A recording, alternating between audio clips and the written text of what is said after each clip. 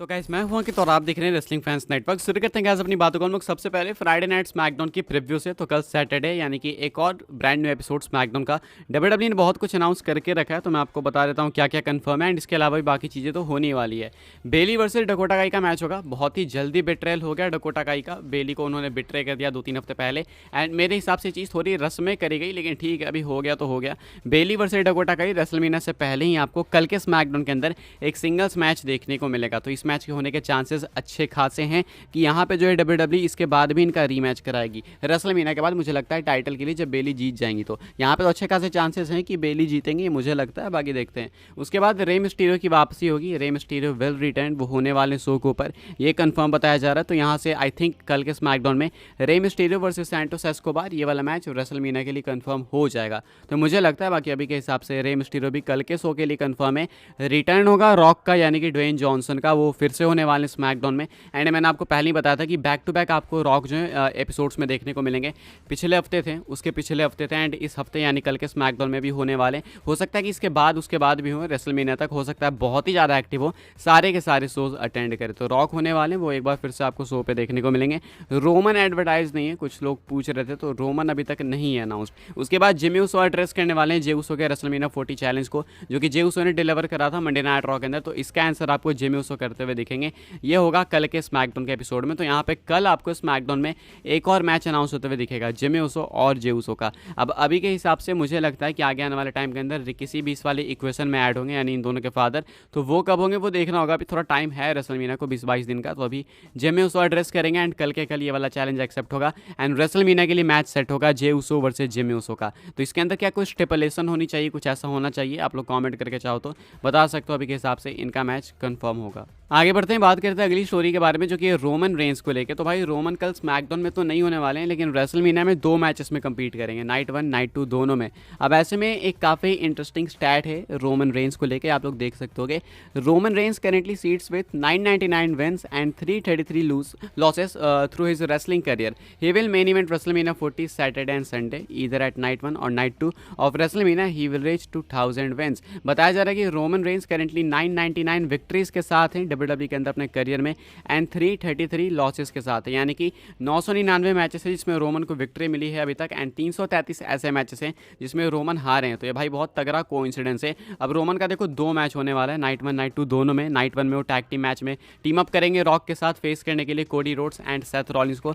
Night 2 की बात करें तो वहाँ पे आपको रोमन रेंस फेस करते हुए दिखेंगे सिंपल कोडी रोड्स को। अब यहाँ पे एक में तो हार नहीं वाले हम, नाइट 2 में ही सबसे ज़्यादा चांसेस हैं। तो नाइट 1 में रोमन की टोटल जो विक्ट्रीज हो जाएंगी डब्ल्यूडब्ल्यूई के अंदर वो 1000 हो जाएगी। तो एज अनडिस्प्यूटेड चैंपियन ही रोमन रेंस इस माइलस्टोन को टच करेंगे। बाकी अगर बात करें लॉसेस की तो भाई वो 334 हो जाएगी नाइट 2 में, जब रोमन कोडी रोड्स के हाथों हार जाएंगे। तो ये है करेंटली रोमन रेंस को लेकर एक बहुत ही इंटरेस्टिंग स्टैट, जो कि मुझे लगा आपको बताते हैं। आगे बढ़ते हैं, बात करते हैं अगली स्टोरी के बारे में, जो कि भाई रिलेटेड है डब्ल्यूडब्ल्यूई के किक ऑफ शोज़ को लेके। किक ऑफ शोज़ देखो डब्ल्यूडब्ल्यूई यूजुअली पीपीएल वगैरह के लिए करती है, पीपी वगैरह के लिए। अब अभी पिछले कुछ टाइम में हमने देखा है कि डब्ल्यूडब्ल्यूई इस पर थोड़ा ज़्यादा फोकस कर रही है। थोड़ा ज़्यादा फोकस करने का मतलब ये है कि जो डब्ल्यूडब्ल्यूई भाई इसको और मेजर दिखाना चाहती है एंड इसको लेके वर्क और चालू हो चुका है। अभी रिसेंट अपडेट निकल के सामने ही पीडब्ल्यू इनसाइडर की तरफ से आप पढ़ सकते हो, थोड़ी लंबी रिपोर्ट है। PW insider reports that WWE is considering potential changes to the format of its pre-show broadcast. According to their sources, fans should anticipate some adjustment to be implemented sometime this year. WWE is looking at ESPN's College Game Day as a model for these changes. The company aims to adopt a format that features more live, high-energy discussions about the significant matches and events scheduled for later in the day.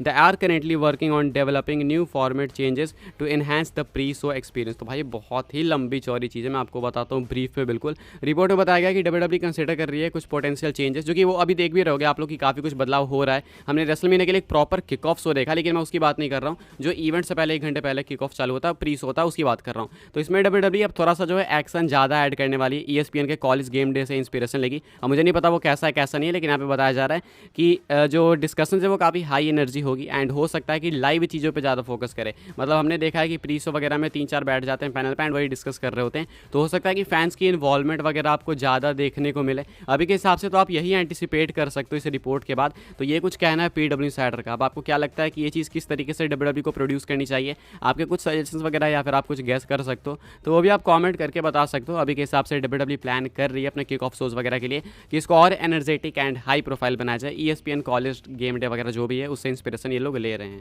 आगे बढ़ते हैं guys, बात करते हैं अगली story के बारे में, जो कि बेली एंड इयो स्काई के रेसलमेनिया मैच को लेकर। तो भाई इनका जो मैच है वो कंफर्म है एंड विमेंस चैंपियनशिप का मैच होने वाला है। इसमें आपको स्टिपुलेशन वगैरह ऐड होते हुए दिख सकती है। रिपोर्ट का कहना है कि ये वाला जो मैच होगा वो स्टिपुलेशन के साथ हो सकता है। अब स्टिपुलेशन एग्जैक्ट क्या होगी नहीं पता, वो कंफर्म नहीं है। ऐसे कई सारे मैचेस है भाई जिसमें स्टिपुलेशन ऐड हो सकता है। जिमी उसो जे उसो ये कल कंफर्म हो जाएगा, तो इस वाले मैच के अंदर आपको मे भी स्टिपुलेशन ऐड होते हुए दिख सकता है। साथ में हमने देखा कि हेल इन अ सेल मैच WWE नहीं करा रही है रिसेंट कुछ टाइम में, पूरा PLE गायब कर दिया। तो कोई ना कोई एक मैच डिजर्व करता है हेल इन अ सेल मैच के अंदर, स्ट्रक्चर के अंदर होना है, हेल इन अ सेल मैच बनना।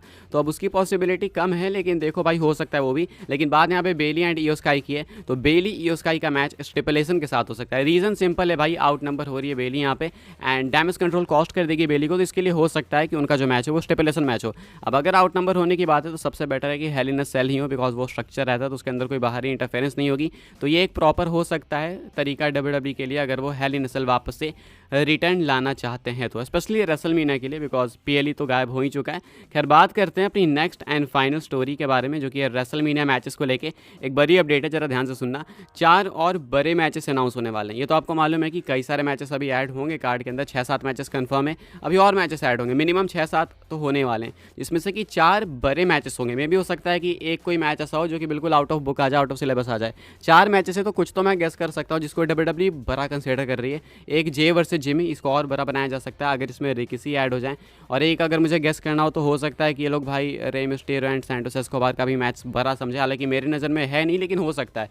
अब ऐसे 4 मैचेस कौन से हो सकता है आप लोग गेस करके बता सकते हो, बिकॉज देखो नाइट 1 नाइट 2 2 मेजर शोज हैं, तो WWE को यहाँ पे मैचेस की क्वांटिटी ज़्यादा चाहिए होती है एंड ऐसे में ज़्यादा बड़े मैचेस चाहिए होते हैं। तो अपडेट का कहना है कि मैचेस तो अभी बहुत सारे अनाउंस होने बाकी हैं, 6-7-8 भी हो सकते हैं इवन। तो अभी के हिसाब से इसमें से कि 4 तो मिनिमम कन्फर्म है कि बड़े मैचेस होंगे। अब बड़ा मैच एक हमारा सेथ रॉलिंस मैकिंटायर भी है, रिया रिप्ली बेकी लिंच भी है, बेली ओस्काई का भी है एंड रोमन रेंस का जो टैग टीम मैच एंड साथ में कोडी रोड्स का अगेंस्ट, ये सारे के सारे बड़े मैचेस ही हैं।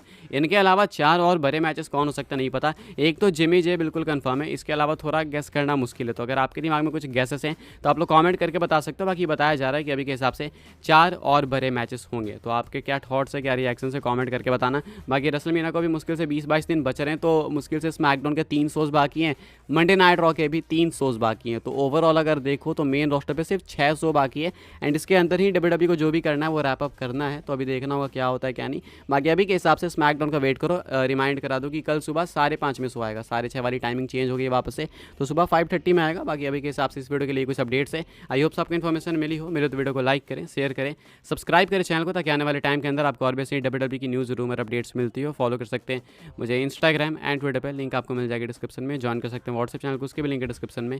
मिलते हैं अपनी नेक्स्ट ऑफर काफ़ी इंटरेस्टिंग वीडियो में।